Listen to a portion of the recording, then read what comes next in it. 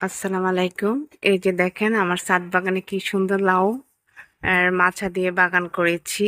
এই যে দেখেন এটাকে 2G 3G করে দিয়েছি। এখন মাশাআল্লাহ এই ছোট্ট মাচাটা ভরে গিয়েছে।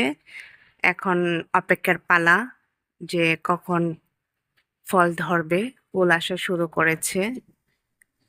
অতিরিক্ত বৃষ্টির কারণে আমার কিছু পাতা হলুদ হয়ে গিয়েছে। এখন এগুলা ফেলে দিব বাছাই করে, আর বাকিটা থাকবে। এই যে আপনার এ এরকম দেখা গেছে ১-১.৫ হাতে হলে এই আগাটা কেটেই ফেলে দিবেন। এটাকে 2G বলে। আবার এর যে এইটা থেকে যে আবার শাখা বের হবে ওইটা কেটে দিলে ওইটাকে 3G বলে। এই 2G 3G করে দিলে লাউয়ের অনেক বেশি ফলন হয় এবং ফলন কি বৃদ্ধি পায়। আমরা এরকম ছোট্ট মাচা দিয়ে এরকম জায়গা করে আমরা লাউয়ের বাগান করতে পারি বা যেকোনো সবজি উৎপাদন করতে পারি।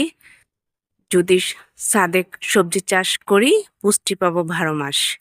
আমরা ছাদে সবজি চাষ করলে কি পুষ্টিটা ১২ মাসই পাই। নিজের হাতে করা একদম জৈব বালাইনাশকের মাধ্যমে কীটনাশক বা রাসায়নিক ছাড়াই উৎপাদন করতে সবাই ছাদে চাষ করি। যদি ছাদে করি চাষ পুষ্টি পাবো